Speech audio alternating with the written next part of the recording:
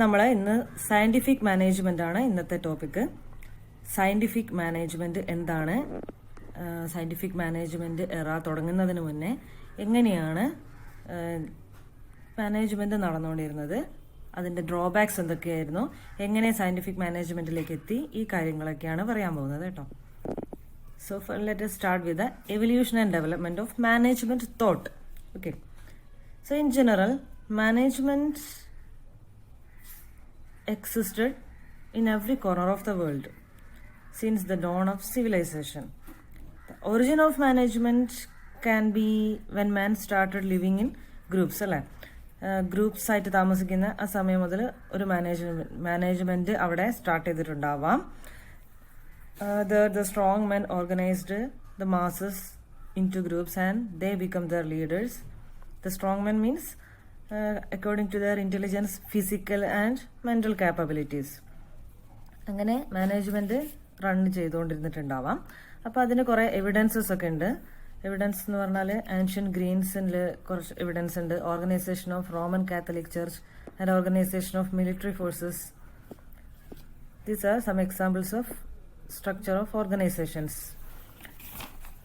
After that, the period of managerial awakening started. Around 1750, England entered a period referred to as Industrial Revolution. ആ industrial revolution 1750 industrial revolution തുടങ്ങുന്ന സമയത്താണ് ഒരു managerial awakening start ചെയ്തു എന്ന് പറയാൻ പറ്റുന്നത്. The replacement of human and animal powers by machines, new inventions, increased demand led to the expansion of commercial undertakings and establishment of holding colonies in foreign countries. Okay, അതാണ് industrial revolution എന്ന് പറഞ്ഞാൽ എന്താണ്? Human powers അല്ലെങ്കിൽ animal പവേഴ്സിനെയൊക്കെ new inventions കൊണ്ട് replace ചെയ്യുക അല്ലേ. അപ്പൊ അങ്ങനെ റീപ്ലേസ്മെന്റ് നടന്ന ഒരു സമയമാണത്. ആ സമയത്താണ് ഒരു ഇൻഡസ്ട്രിയൽ റവല്യൂഷൻ, ഫാക്ടറി സിസ്റ്റത്തിൽ ഇൻഡസ്ട്രിയൽ റവല്യൂഷൻ തന്നെ നടന്നത്. അപ്പൊ അത് ആ എക്കണോമീന്റെ ഒരു ഡോമിനന്റ് ഫീച്ചർ ആയിട്ട് തന്നെ കൺസിഡർ ചെയ്യാൻ പറ്റും. അപ്പൊ ആ ഒരു പീരീഡ് കഴിഞ്ഞപ്പോൾ കുറച്ച് ആളുകൾ challenge the traditional characters of മാനേജ്മെന്റിന്റെ അതുവരെ ഉണ്ടായിരുന്ന ആ ഒരു ട്രഡീഷണൽ ക്യാരക്ടേഴ്സിനെ ചാലഞ്ച് ചെയ്തിട്ട് കുറെ new ideas and approaches contribute ചെയ്തു. ആ കോൺട്രിബ്യൂഷൻസ് എന്തൊക്കെയാണെന്ന് വെച്ചാൽ, ഒന്ന് Robert Owen in the period 1771 to 1858. Robert Owen is well known as the promoter of cooperative and trade union movement in England. Okay, അപ്പോൾ അതാണ് Robert Owen personnel മാനേജ്മെന്റിലാണ് കൂടുതൽ studies നടത്തിക്കൊണ്ടിരുന്നത്.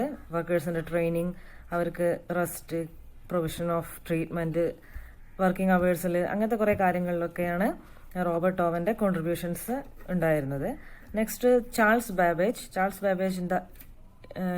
During the time 1792 to 1871. Okay, humanistic കണ്ടീഷൻസിലൊക്കെയാണ് Charles ബാബേജിന്റെ contributions ഉണ്ടായത്. He advocated the use of science and mathematics, investigations, etc. ആ സമയത്ത് ആ ട്രഡീഷണൽ മെത്തേഡ്സും ഒരു റൂൾ ഓഫ് തമ്പ് പോലെ ട്രഡീഷണൽ മെത്തേഡ്സിൽ വർക്ക് ചെയ്തുകൊണ്ടിരുന്ന സമയത്ത് മാത്തമാറ്റിക്കൽ ആൻഡ് ഇൻവെസ്റ്റിഗേഷൻസ് ഒക്കെ യൂസ് ചെയ്തിട്ട് ഒരു ഫാക്ടറി റൺ ചെയ്യാൻ വേണ്ടിയാണ് ബാബേജ് ട്രൈ ചെയ്തത്. ചാൾസ് ബാബേജ് നിങ്ങൾക്കറിയാം, he invented the analytical engine അല്ലെ, just the forerunner of a modern computer. And the third one, James Watt Jr. and Robinson Bolton. James Watt Jr. means നമ്മളെ steam engine invent ചെയ്ത James വാട്ടിന്റെ sons ആണ് ഇവർ രണ്ടുപേരും കേട്ടോ. അപ്പൊ അവര് market research, production planning, welfare of workers, അതുപോലുള്ള കാര്യങ്ങളിലാണ് അവര് സ്റ്റഡി നടത്തിക്കൊണ്ടിരുന്നത്. അപ്പൊ ഇതാണ് ഈ മാനേജറിയൽ അവേക്കൻ അല്ലെങ്കിൽ ഇൻഡസ്ട്രിയൽ റവല്യൂഷൻ എന്ന് പറഞ്ഞ ആ ഒരു സമയത്ത് ഉണ്ടായിരുന്ന, അല്ലെങ്കിൽ ആ സമയത്ത് ഈ മാനേജ്മെന്റിലേക്ക് പുതിയ കൺസെപ്റ്റും ഐഡിയാസ് ഒക്കെ കൊണ്ടുവന്ന് തുടക്കത്തിലുള്ള കോൺട്രിബ്യൂഷൻസ്. നെക്സ്റ്റ് നമ്മൾ പോകുന്നത് എന്താണ്? The beginning of scientific management. ഈ നമ്മളിപ്പോ പറഞ്ഞ ഓവൻ, ബാബേജ്, വാട്ട്, ബോൾട്ടൺ, ഇവരൊക്കെ നമുക്ക് എന്തായാലും മാനേജ്മെന്റ് തോട്ടിന്റെ ഒരു പയനിയേഴ്സ് ആയിട്ട് കൺസിഡർ ചെയ്യാം. പക്ഷെ ആസ് എ ഹോൾ ഒരു ഇൻഡസ്ട്രിയിൽ അവർക്ക് ഒരു ഇമ്പാക്ട് ഉണ്ടാക്കാൻ കഴിഞ്ഞില്ല. So the real beginning of the science of management or scientific management started after 19th century. So ആ സമയത്താണ് നമ്മളെ FW Taylor, he is known as the father of scientific management. FW Taylor ഈ scientific management എന്നൊരു കൺസെപ്റ്റിൽ, ആ ഒരു development, മാനേജ്മെന്റിന്റെ സയൻസിന്റെ ഒരു ഡെവലപ്മെന്റിലേക്ക് കടന്നത്. ഇപ്പം നമ്മൾക്ക് പഠിക്കാൻ പോകുന്നത് കോൺട്രിബ്യൂഷൻ ഓഫ് FW ടൈലർ ആണ്. നിങ്ങളൊരു പെന്നും ബുക്കും ഒക്കെ എടുത്ത് വെക്കുക, എന്നിട്ട് ഈ കോൺട്രിബ്യൂഷൻസ് നോട്ട് ചെയ്ത് വെക്കുക കേട്ടോ. Part of the contribution of FW Taylor എന്ന് പറഞ്ഞിട്ട് ക്വസ്റ്റ്യൻ ഉണ്ടാവും. അപ്പം അതിന് 8 കോൺട്രിബ്യൂഷൻസ് ആണ്, അത് 8 എണ്ണം അങ്ങനെ തന്നെ എഴുതണം. സോ ഒരു ബുക്കും പേപ്പറൊക്കെ എടുത്ത് റെഡി ആയിക്കോ. ഇത്ര നേരം അതിൻ്റെ ഒരു ഹിസ്റ്ററി ആണ് പറഞ്ഞത്. ആ ഹിസ്റ്ററി ആക്ച്വലി നമ്മളെ സിലബസിൽ ഇൻക്ലൂഡഡ് അല്ലെങ്കിലും ഇതിലേക്ക് നേരിട്ട് വരുന്നതിന് മുന്നേ നമ്മളൊരു ഹിസ്റ്ററി പറഞ്ഞിട്ട് എന്തൊക്കെയായിരുന്നു നടന്നതെന്നുള്ള അറിഞ്ഞാലല്ലേ നമുക്ക് സയന്റിഫിക് മാനേജ്മെന്റിനോടുണ്ടായ ഗുണങ്ങളെ പറ്റി ശരിക്കും മനസ്സിലാവുള്ളൂ. അപ്പോൾ നമ്മൾ അടുത്ത എന്തിലേക്കാണ് പോകുന്നത്? കോൺട്രിബ്യൂഷൻസ്. ബിഫോർ ദാറ്റ് ആരാണ് FW ടൈലർ എന്ന ഒരു ഹിസ്റ്ററി നമുക്ക് നോക്കാം. Okay. Frederick Winslow Taylor is known as the founder or father of scientific management. He laid the foundation for modern scientific management between 1880 and 1890. He began his career in 1871 as an apprenticeship machinist and at a shipyard in USA. After 3 years, he joined in a steelwork company. By his dint of labor, hard labor, he progressed rapidly to machinist, gang boss, foreman, and finally the chief engineer. So start ചെയ്തത് എവിടെ നിന്നാണ്? ആ hard work കൊണ്ട് ഒരു മെഷീനിസ്റ്റിൽ നിന്നും start ചെയ്ത FW Taylor chief engineer വരെ എത്തി. അവിടെ തീർന്നില്ല. To satisfy his hunger for technical know how, Taylor joined the Stevens Institute and obtained his master degree in engineering and he joined Bethlehem Steel company. അപ്പോൾ അവിടുന്ന് 1898 to 1901 വരെ serve ചെയ്തു ആ steel company. അപ്പോൾ ആ സമയത്ത് എന്ന് വെച്ചാൽ ഈ FW ടൈലർ ഏതൊക്കെ ഏരിയാസിൽ വർക്ക് ചെയ്തിട്ടുണ്ട് നമ്മളിപ്പോൾ കണ്ടു അല്ലേ? ഒരു മെഷീനിസ്റ്റ് ആയിട്ട്, ഗാങ് ബോസ് ആയിട്ടും, ഫോർമാൻ ആയിട്ടും, ചീഫ് എഞ്ചിനീയർ, അപ്പോൾ എല്ലാ പോസ്റ്റുകളിലും വർക്ക് ചെയ്തുകൊണ്ട് തന്നെ ഒരു എന്തൊക്കെയാണ് ഓരോ ഏരിയയിലും നടക്കുന്നതെന്നുള്ള കൃത്യമായ കാര്യങ്ങൾ ടൈലറിന് കണ്ട് മനസ്സിലാക്കാൻ തന്നെ പറ്റി അല്ലേ? So Taylor saw much disorder and wastage of human and other resources at workplaces. The workers did not produce more than 1/3 of a day's work, and the workmen did not want the management to know how much work they could do.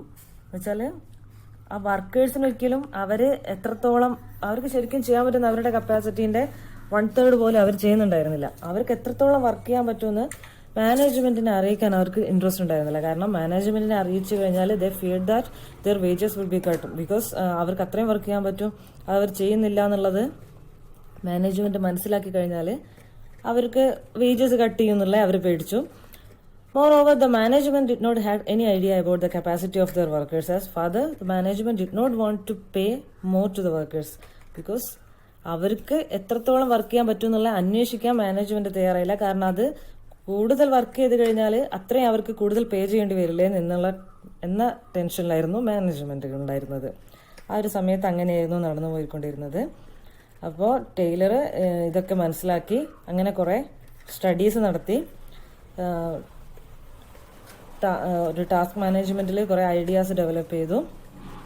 Actually Taylor ഒരു book എഴുതിയിട്ടുണ്ട്. He wrote a book on the principles of management. 1911 ഒരു book എഴുതിയിട്ടുണ്ട്, അത് principles of management എന്ന book. അങ്ങനെ കുറേ books ഒക്കെ എഴുതി. അങ്ങനെ ടൈലറിന്റെ കോൺട്രിബ്യൂഷൻസ് എന്തൊക്കെയാണെന്നാണ് നമ്മൾ പഠിക്കാൻ പോകുന്നത് കേട്ടോ.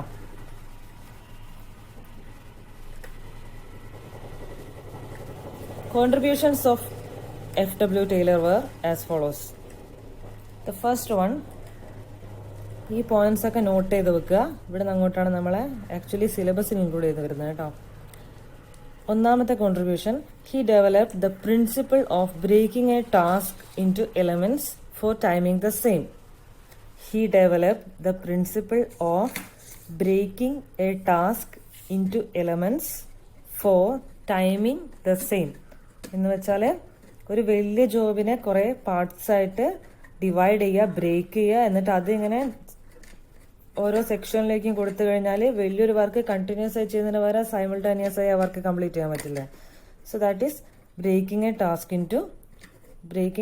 In to elements. ഓക്കെ, അതാണ് ഒന്നാമത്തെ ടൈലർ ഡെവലപ്പ് ചെയ്ത ഒന്നാമത്തെ idea. And the second one, he kept himself involve in exploring the causes of inefficiency and labour difficulties in the industry. Okay, അപ്പോൾ ഒരുപാട് വർക്കേഴ്സിൻ്റെ ഇടയിൽ പല പോസ്റ്റുകൾ, നേരത്തെ പറഞ്ഞ പോലെ പല പോസ്റ്റുകളും വർക്ക് ചെയ്തത് കൊണ്ട് തന്നെ എല്ലാ ഏരിയയിലുള്ള ആളുകളുടെ ബുദ്ധിമുട്ട്, വർക്കേഴ്സിന്റെ ബുദ്ധിമുട്ട് എന്താണ്, എന്തുകൊണ്ട് അവർ ഇൻഎഫിഷ്യൻ്റ് ആവുന്ന, ലേബർ ഡിഫിക്കൽട്ടീസ് ഒക്കെ കണ്ടുപിടിക്കാൻ ടൈലറിന് പറ്റി. Through his time studies he experimented to recognise the losses of efficiency in industrial operation. Okay, അതാണ് ടൈലറിന്റെ രണ്ടാമത്തെ കോൺട്രിബ്യൂഷൻ. ഇനി third one, he evolved certain principle of investigating work on scientific basis, selecting the best worker for a task and training him further to acquire desired skill. Okay, അപ്പോൾ work scientific ബേസിസിൽ investigate ചെയ്ത് തുടങ്ങിയത്, ആ principle evolve ചെയ്താരാണ്? FW ടൈലറാണ്.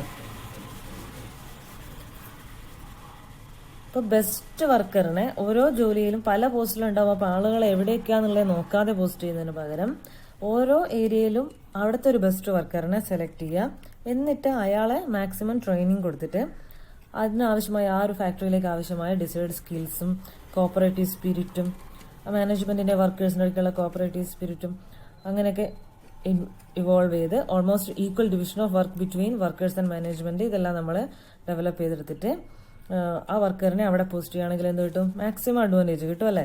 So that lead to the concept of scientific management. അതാണ് actually the scientific management എന്ന് ഉദ്ദേശിക്കുന്നത്.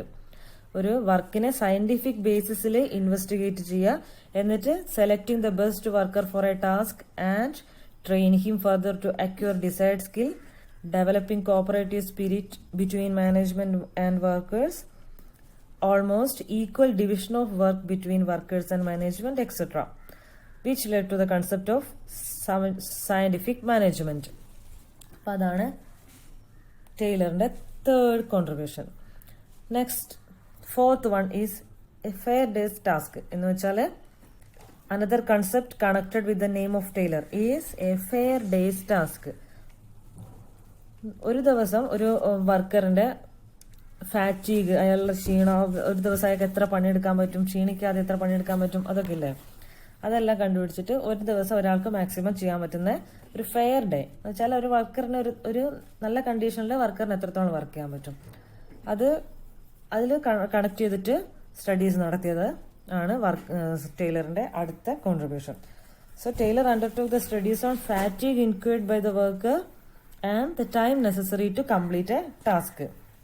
Okay, അപ്പൊ Taylor suggest ചെയ്ത് എന്താന്ന് വെച്ചാൽ പ്രൊഡക്ഷൻ റേറ്റ് ഇൻക്രീസ് ചെയ്യാൻ വേണ്ടിയിട്ട് ഓരോ പേഴ്സന്റെയും വർക്ക് എന്ന് വെച്ചാൽ ഒരാളില് വരുന്നതിന് അന്ന് രാവിലെ വന്ന് ചെയ്താ പണി എന്ന് പറഞ്ഞ് ചെയ്യുന്നതിന് പകരം ഇപ്പോൾ തലേ ദിവസം ഇപ്പൊ നിങ്ങൾക്ക് ഒരു അസൈൻമെന്റ് തരികയാണെങ്കിൽ രാവിലെ തന്നെ വന്നിട്ട് പെട്ടെന്നൊരു എക്സാമോ എന്തെങ്കിലും രാവിലെ തന്നെ വന്നിട്ട് പെട്ടെന്ന് എഴുതുമെന്ന് പറയുമ്പോൾ നിങ്ങൾക്ക് നിങ്ങളുടെ മാക്സിമം അവിടെ പ്രൊഡ്യൂസ് ചെയ്യാൻ പറ്റണമെന്നില്ല. നമ്മൾ എന്ത് ചെയ്യും? തലേ ദിവസം അല്ലെങ്കിൽ അതിന് മുന്നേ പ്ലാൻ ചെയ്തിട്ട് ഇങ്ങനെ ഉണ്ട് എന്ന് പറഞ്ഞു കഴിഞ്ഞാൽ ചെറുതായിട്ടെങ്കിലും ഒരു കൃത്യമായിട്ടൊരു ഏരിയ പറഞ്ഞില്ലെങ്കിലും നമ്മൾക്ക് ചെറുതായിട്ടെങ്കിലും അതിൽ പ്രിപ്പയർ ചെയ്ത് വന്നു കഴിഞ്ഞാൽ കുറച്ചും കൂടെ നല്ല നമുക്ക് അറ്റൻഡ് ചെയ്യാൻ പറ്റില്ലേ നമുക്ക് ആ വർക്ക്. അതുപോലെ തന്നെയാണ് വർക്കേഴ്സിന്റെ കാര്യത്തിൽ ഒരു അറ്റ്ലീസ്റ്റ് 1 day അഡ്വാൻസിലെങ്കിലും they shall be allotted a definite work to complete by a given time using a pre explained method. Okay, അപ്പോൾ അതാണ് എ ഫെയർ ഡേയ്സ് ടാസ്ക് എന്ന് ഉദ്ദേശിച്ചത്.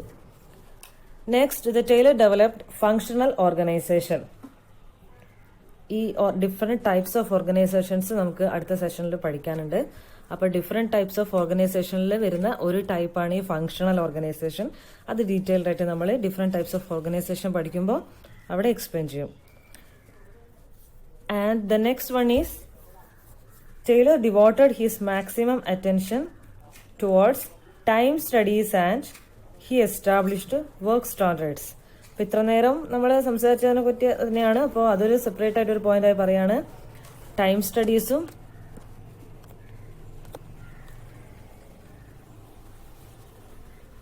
ടൈം സ്റ്റഡീസ് അതുപോലെ വർക്ക് സ്റ്റാൻഡേർഡ്സ് ഒക്കെ എസ്റ്റാബ്ലിഷ് ചെയ്തു ടൈലർ.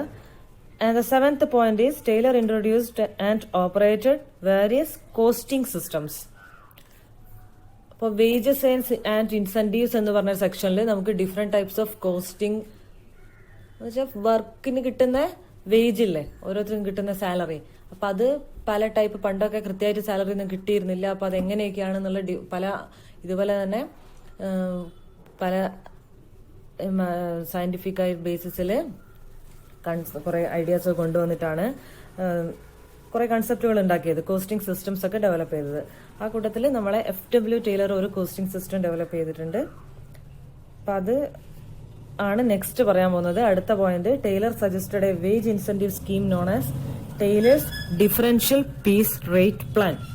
ഇപ്പൊ wages and costing system നമ്മൾ പഠിക്കുന്ന സമയത്ത് ഈ Taylor's differential piece rate plan എന്താണെന്ന് അവിടെ എക്സ്പ്ലെയിൻ ചെയ്യാം. ഓക്കെ, അപ്പൊ ഇത്രയാണ് നമ്മുടെ ടൈലറിന്റെ കോൺട്രിബ്യൂഷൻസ്. കണ്ടോ, 8 കോൺട്രിബ്യൂഷൻസ് ഓഫ് FW ടൈലർ. ഇതാണ് നമ്മളെ പഠിക്കാനുള്ളത്. What are the contributions of FW Taylor. അപ്പൊ നമുക്ക് ഇതെങ്ങനെ സമ്മറൈസ് ചെയ്യാന്ന് വെച്ചാല്, ഈ ഒരു ഈ പറഞ്ഞ ഒരു 19th സെഞ്ചുറി കഴിഞ്ഞ ശേഷമാണ് ഈ സയന്റിഫിക് മാനേജ്മെന്റ് എന്നൊരു കൺസെപ്റ്റ് ഇൻട്രൊഡ്യൂസ് ആയത്. Rational systematic and approach to the management of work എന്ന് പറയാം ഈ സയന്റിഫിക് മാനേജ്മെന്റിന്, അല്ലെ. അപ്പൊ സയന്റിഫിക് മാനേജ്മെന്റ് എന്ന് പറഞ്ഞാൽ is A result of applying science knowledge or scientific knowledge and scientific methods to the various aspects of management and the problems that arise from them. ഇപ്പൊ scientific എന്നൊരു ടേം ഉപയോഗിക്കുന്നത് എന്തുകൊണ്ടാന്ന് വെച്ചാൽ it is result of applying scientific knowledge and scientific methods to the various aspects of management. അപ്പൊ അതുകൊണ്ടുണ്ടാവുന്ന problems നമ്മൾ എന്ത് ചെയ്യും, സയന്റിഫിക് മെത്തേഡിലൂടെ തന്നെ സോൾവ് ചെയ്യും. അപ്പോൾ ടൈലർ ഉദ്ദേശിച്ചത് അത് തന്നെയാണ്. Taylor thought that by maximising the productive efficiency of each worker, scientific management would also maximise the earning of the employees and employers. അപ്പൊ എപ്പോഴും എംപ്ലോയീസ് നന്നായി വർക്ക് ചെയ്യുന്ന സമയത്ത് എംപ്ലോയീസിന് മാക്സിമം ഏർണിംഗ് കിട്ടുന്ന സമയം അറ്റ് ദ സെയിം ടൈം അത് എന്തിന്റെ കൂടെയാണ് അഡ്വാൻറ്റേജ്, മാനേജ്മെന്റിനും കൂടെ അത് അഡ്വാൻറ്റേജ് അല്ലേ. അവരുടെ പ്രൊഡക്ഷൻ റേറ്റ് ഇൻക്രീസ് ചെയ്യും. അപ്പോൾ മാനേജ്മെന്റിന് പ്രൊഡക്ഷൻ റേറ്റ് ഇൻക്രീസ് ചെയ്ത് കഴിഞ്ഞാൽ പ്രോഫിറ്റ് ഇൻക്രീസ് ചെയ്യാം. അറ്റ് ദ സെയിം ടൈം എന്താണ്, വർക്കേഴ്സിന് മാക്സിമം ഏർണിങ്സ് കിട്ടുകയും ചെയ്യും. അപ്പൊ ഇതുകൊണ്ട് അതാണ് ടൈലർ ഉദ്ദേശിച്ചത് കേട്ടോ. ഈ സയന്റിഫിക് മാനേജ്മെന്റിനെ നമുക്ക് എങ്ങനെ സമ്മറൈസ് ചെയ്യാം? Scientific management is summarised as it is a science and not rule of thumb. Okay, എന്ന് വെച്ചാല് ഇതൊരു സയൻസ് ആണ്. റൂൾ ഓഫ് തമ്പ് എന്ന് പറയുന്നത് വെച്ചാല് കൃത്യമായിട്ട് ആ വഴി ഈ വഴി നടക്കണം, ആ വഴി നടക്കണം അങ്ങനെ പറയുന്ന പോലെ നമ്മൾ റൂൾ ഓഫ് തമ്പ് പഠിച്ചിട്ടില്ലേ നിങ്ങൾ ഇലക്ട്രിക്കൽ ടെക്നോളജിയിൽ? Same rule of thumb apply ചെയ്ത പോലെ നമുക്കൊരു ഡിഫൈൻഡ് ആയിട്ട് അങ്ങനെ പറയാൻ പറ്റില്ല. അത് it should be adaptable to the changes. അതാണ് സയന്റിഫിക് മാനേജ്മെന്റ് എന്ന് വെച്ചാൽ ഒന്നാമത്. പിന്നെ it is a harmony not discord. അതൊരു എല്ലാവരും ഒരുമയോടെ പോകേണ്ടതാണ്, ഒരിക്കലും ഒരു വയലൻസ് ആവരുത്. And it is cooperation not individualism.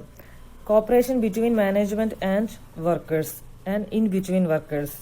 ഇതെല്ലാം കോപ്പറേഷനിലൂടെ ഉണ്ടെങ്കിൽ മാത്രമേ ഉള്ളൂ മാനേജ്മെന്റ് സ്മൂത്ത് ആയിട്ട് റൺ ചെയ്യാൻ പറ്റുള്ളൂ. ഇൻഡിവിജ്വലി ഒരാൾക്ക് മാത്രം നന്നാവാൻ വേണ്ടിയിട്ട് ഒരിക്കലും അവിടെ ഒരു ഇൻഡസ്ട്രിയിൽ വർക്ക് ചെയ്ത് കഴിഞ്ഞാൽ അയാൾ നന്നാവില്ല, ഇൻഡസ്ട്രിയും നന്നാവില്ല. അപ്പോൾ ഒരു കോപ്പറേഷനിലൂടെ തന്നെ മുന്നോട്ട് പോകണം. ടീം വർക്കാണ് എപ്പോഴും വേണ്ടത്. അടുത്തതെന്ന് വെച്ചാൽ maximum output in place of restricted output, അല്ലെ. ഔട്ട്പുട്ട് ഒരിക്കലും ഡിഫൈൻഡ് ആയിരിക്കരുത്. ഇപ്പോൾ ഒരു ദിവസം 20 പ്രോഡക്ട്സ് എന്ന് പറഞ്ഞാൽ 20 പ്രോഡക്ട്സ് ഉണ്ടാക്കാൻ വേണ്ടിയിട്ട് ജസ്റ്റ് ഇങ്ങനെ വർക്ക് ചെയ്യുക, 20 പ്രോഡക്ട്സ് ഉണ്ടാക്കുക, അവിടെ നിന്ന് നിർത്തുക. അങ്ങനെയല്ല, ഒരാൾക്ക് എത്രത്തോളം വർക്ക് ചെയ്യാൻ പറ്റുമോ അപ്പൊ അയാളുടെ ആ ഒരു ഫെയർ ഡേയ്സ് ടാസ്ക് എന്ന് പറയില്ല, അപ്പോൾ മാക്സിമം ഇൻട്രസ്റ്റോടെ തന്നെ എത്രത്തോളം വർക്ക് ചെയ്യാൻ പറ്റുമോ അത്രത്തോളം വർക്ക് ചെയ്ത് മാക്സിമം ഔട്ട്പുട്ട് പ്രൊഡ്യൂസ് ചെയ്യുക എന്നുള്ളതാണ് സയന്റിഫിക് മാനേജ്മെന്റ് ഉദ്ദേശിക്കുന്നത്. And the last one is the development of each worker to his greatest efficiency and prosperity. Okay, അപ്പൊ ഇങ്ങനെയൊക്കെ ആണെങ്കിലും നമ്മൾ മാനേജ്മെന്റിന് ഇപ്പോൾ ഒരുപാട് സയന്റിഫിക് മാനേജ്മെന്റ് കൊണ്ട് ഒരുപാട് അഡ്വാൻറ്റേജ് എന്തായാലും നല്ലതാണെന്ന് തന്നെ നമുക്ക് മനസ്സിലായത്. പക്ഷെ ഇതിങ്ങനെയൊക്കെ ആണെങ്കിലും സയന്റിഫിക് മാനേജ്മെന്റിനും ആ സമയത്ത് ഒരുപാട് ഒപ്പോസിഷൻസ് വന്നിട്ടുണ്ടായിരുന്നു. ഈ ടൈലർ ലൈഫ് ടൈമിൽ തന്നെ ടൈലറിന്റെ പയനിയേഴ്സിന്റെ അടുത്ത് നിന്നൊക്കെ ഒരുപാട് ആ ബേസിക് ഐഡിയ ട്രഡീഷണൽ റൂളിൽ നിന്ന് ഉള്ള മാറ്റം ഒക്കെ ആക്സെപ്റ്റ് ചെയ്യാൻ സ്പ്രെഡ് ചെയ്യാൻ വേണ്ടി പറ്റിയില്ല. ശരിക്കും ഈ ഒരു ഐഡിയ ഇനീഷ്യലി സ്പ്രെഡ് ചെയ്യാൻ ബുദ്ധിമുട്ടുണ്ടായിരുന്നു ടൈലറിന്റെ ആ ഇറയെ തന്നെ. അപ്പൊ അത് ഒരു ഒപ്പോസിഷൻ ആയിരുന്നു. പിന്നെ പ്രൈമറി റെസിസ്റ്റൻസ് എവിടുന്നാ വന്നതെന്നറിയോ? ശരിക്കും പറഞ്ഞാൽ മാനേജ്മെന്റിന്റെ സൈഡിൽ തന്നെയാണ് പ്രൈമറി റെസിസ്റ്റൻസ് വന്നത്. അപ്പൊ ഇതിന് ഓപ്പോസിഷൻ വന്നത് മാനേജ്മെന്റിന്റെ സൈഡിൽ തന്നെയാണ്. അപ്പൊ മാനേജ്മെന്റ് നേരത്തെ നമ്മൾ പറഞ്ഞ പോലെ ഈ old rule of thumb discard ചെയ്യാൻ വേണ്ടിയിട്ട് അവർ തയ്യാറില്ലായിരുന്നു. സയന്റിഫിക് മാനേജ്മെന്റ് അക്സെപ്റ്റ് ചെയ്ത് കഴിഞ്ഞാൽ മാനേജ്മെന്റ് മാക്സിമം അവർക്ക് പഴയ രീതിയിൽ തന്നെ റൺ ചെയ്ത് പോകുക എന്നുള്ളൊരു ആ ഒരു റിട്ടാർഡേഷൻ ഇല്ലേ, പഴയ ഇതിൽ തന്നെ റൺ ചെയ്ത് പോകുക എന്നുള്ളതായിരുന്നു മാനേജ്മെന്റ് ആഗ്രഹിച്ചിരുന്നത്. അതുകൊണ്ട് ആ ഒരു സൈഡിൽ നിന്ന് ഒരു ഒപ്പോസിഷൻ വന്നു. പിന്നെ വർക്കേഴ്സിന്റെ സൈഡിൽ നിന്ന് ഒപ്പോസിഷൻ വന്നു. എന്ന് വെച്ചാൽ വർക്കേഴ്സ് തിങ്ക് ചെയ്തത് the scientific management treated them as a cogs in a well oiled machine എന്ന് വെച്ചാൽ ഒരു ഹ്യൂമാനിറ്റിക് കൺസിഡറേഷൻ ഇല്ലാതെ ഒരു വെൽ ഓയിൽഡ് മെഷീൻസിന്റെ പൽചക്രങ്ങൾ എന്ന് പറയില്ലേ, അപ്പോൾ ഒരു മെഷീന്റെ പൽചക്രങ്ങൾ പോലെ ഇങ്ങനെ കറങ്ങിക്കൊണ്ടേയിരിക്കുക. അവരുടെ കാര്യങ്ങൾ ഇൻഡസ്ട്രിയിൽ ഇങ്ങനെ വർക്ക് ചെയ്തുകൊണ്ടിരിക്കുക, മാക്സിമം ഔട്ട്പുട്ട് ഉണ്ടാക്കാൻ വേണ്ടി ഇൻഡസ്ട്രിക്ക് വേണ്ടി വർക്ക് ചെയ്യാണ്. ഹ്യൂമാനിറ്റിക് കൺസിഡറേഷൻസ് അവിടെ വരുന്നില്ല എന്നുള്ളൊരു ഒപ്പോസിഷൻ വർക്കേഴ്സിന്റെ സൈഡിൽ നിന്ന് വന്നു. അപ്പൊ അതാണ് പല ടൈപ്പ് ഓഫ് ഒപ്പോസിഷൻസ് ഉണ്ടായെങ്കിലും പിന്നെ കുറച്ചു കാലം കഴിഞ്ഞപ്പോൾ ഇത് ഇംപ്ലിമെന്റ് ചെയ്ത് ഇങ്ങനെ തുടങ്ങിയപ്പോൾ with the use of scientific management, greater efficiency was achieved in the industrial operation and the productivity increased. So the principles of scientific management started spreading rapidly throughout the industries. അതാണ് scientific management. അപ്പൊ നമുക്ക് ഈ scientific management എന്തൊക്കെ ഇത്ര നേരം നമ്മൾ കേട്ടതിൽ നിന്ന് scientific management കൊണ്ട് എന്തൊക്കെ അഡ്വാൻറ്റേജ് ഉണ്ടായെന്ന് മനസ്സിലായില്ലേ? അത് വർക്കേഴ്സിൻ്റെ ഇടയ്ക്കുള്ള ഡിസ്ക്രിയേഷൻ, പ്ലാനിങ്, ഓർഗനൈസിങ്, കൺട്രോളിങ്ങും അതിലൊക്കെ ഡിസ്ക്രിയേഷൻസ് ഒക്കെ ഉണ്ടായതൊക്കെ മാറി. Rather the scientific management plan organise ഒക്കെ ചെയ്തിട്ടെല്ലാം നടക്കാൻ തുടങ്ങി. So management should standardise methods, adopt best implements and working conditions and obtain cooperation from workman so that the worker can be done faster. അപ്പൊ ഇത്രയും കാര്യങ്ങൾ മാനേജ്മെന്റിൽ നടത്തണം എന്നുള്ള മെത്തേഡ്സിനെ സ്റ്റാൻഡർഡൈസ് ചെയ്യണം, പിന്നെ ബെസ്റ്റ് മെത്തേഡ്സിനെ അഡോപ്റ്റ് ചെയ്യണം, ബെസ്റ്റ് വർക്കിംഗ് കണ്ടീഷൻസ് അഡോപ്റ്റ് ചെയ്യണം, ഇൻ ബിറ്റ്വീൻ വർക്കേഴ്സിന്റെ ഇടയ്ക്ക് കോപ്പറേഷൻ ഉണ്ടാവണം, എക്സ്ട്രാ പേ ചെയ്യണം. So the work can be done faster. അപ്പം അതാണ് സയന്റിഫിക് മാനേജ്മെന്റിന്റെ ഒരു ഐഡിയ എന്ന് പറഞ്ഞത്. അപ്പം നമുക്ക് നെക്സ്റ്റ് FW ടൈലറിന്റെ കോൺട്രിബ്യൂഷൻ കഴിഞ്ഞാൽ ഹെൻറി ഫയോളിന്റെ കോൺട്രിബ്യൂഷൻ ഉണ്ട്. FW Taylor, Henry Fayol, Elton Mayo, Gilbert, അങ്ങനെ ഒരുപാട് ഗാണ്ട്, ഇങ്ങനെ ഒരുപാട് പേരുടെ കോൺട്രിബ്യൂഷൻസ് ഉണ്ടായിട്ടുണ്ട് ഈ സയന്റിഫിക് മാനേജ്മെന്റ് എന്നൊരു കൺസെപ്റ്റിലേക്ക്. അപ്പൊ നമ്മൾക്ക് actually FW Taylor and Henri Fayol ഈ രണ്ട് കോൺട്രിബ്യൂഷൻസേ പഠിക്കാനുള്ളൂ കേട്ടോ. Okay, thank U.